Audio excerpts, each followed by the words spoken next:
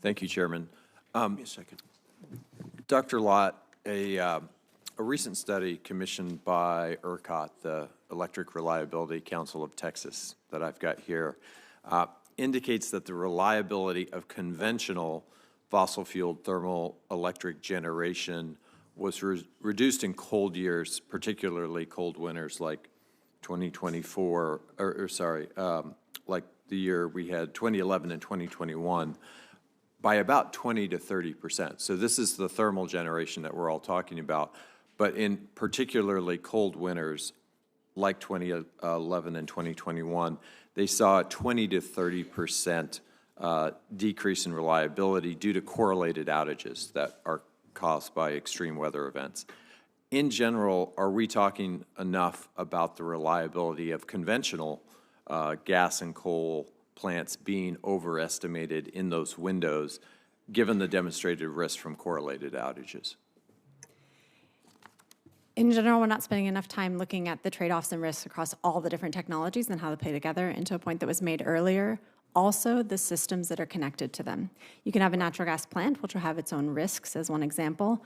You also have to think about the entire fuel supply chain, so the pipelines, the storage, the wells heads. Yeah, the valves that get stuck. All of it. Would it have been helpful during events like Winter Storm Uri if Texas could have actually imported bulk power from neighboring markets? The ability to import is one additional tool in the toolbox. And in the middle of an extreme event, you want every tool available to you. So the fact that they had limited ability to do that meant they had one less tool to work with. Mr. Astana, as of 2022, PJM had one of the largest interconnection backlogs in the nation for new generation storage projects. I believe it was about 280 gigawatts, at least according to the Lawrence Berkeley National Lab report that I saw. As you and others have pointed out, this backlog and the inability to add new generation sources on the grid is a challenge for reliability, for our ability to transition to cleaner resources. I'm curious, do you think that FERC's NOPR to address interconnection backlog issues is on the right track? And in addition, when you say interconnection reform, what specifically does that mean to you? What does that look like in particular?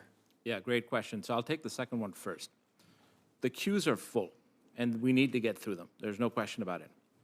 They're full because they're full of projects, some of which are going to go, and many of which are speculative. And we need to separate them and do our engineering work on the ones that are going to go. And so that's a lot of our reform that we've put in place right now, and it should get us through the queue in the next few years. Now, in terms of the FERC NOPR, we were in concept. So specifically, you're saying if you just separate, I mean, how do you separate those two buckets? Because sometimes people are, you know, what one developer calls speculation, another developer says, no, we're putting that in the queue because we need acts, you know, we're betting that we can get a connection at that location. Yeah. How do you separate those two buckets of speculative and things that, from your point of view, are ready to go? Our solution requires demonstration of site control. Okay. So you got to show that you've got the land and control of the site, and you have to be willing to put down financial deposits that are at risk to show that you're serious. Great, that's helpful. And with regard to the FERC NOPR, in concept, we were supportive of it. We provided extensive comments. There were parts of it that we suggested needed tweaking, but I do think more proactive planning of the grid is going to speed up interconnection. Mr. Rob, do you agree? No, I agree with that. The one thing that we've pushed on from our perspective with the FERC NOPR is to ensure that inverter-based resources are correctly modeled before they're connected, and that's been a big issue. You've indicated that the rapid growth of inverter-based renewable energy on the grid poses challenges for the bulk power system. However, you know, I was looking at NERC's 2022 report, the inverter-based resource strategy, and it actually says implemented correctly, inverter technology can provide significant benefits to the bulk power system. Is there a disconnect there? Why is?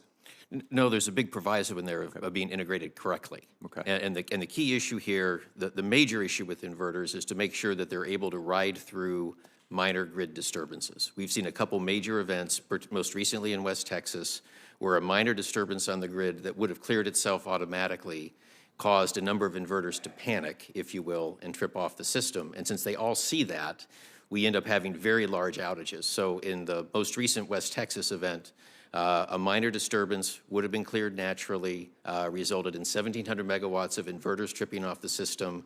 That resulted in 800 megawatts of conventional generation tripping off the system. We lost 2.5 gigawatts, which is 2.5 nuclear units, Right. and put ERCOT very, very close to having to shed load. Great, thank you. Thank you, Chairman. Thank you.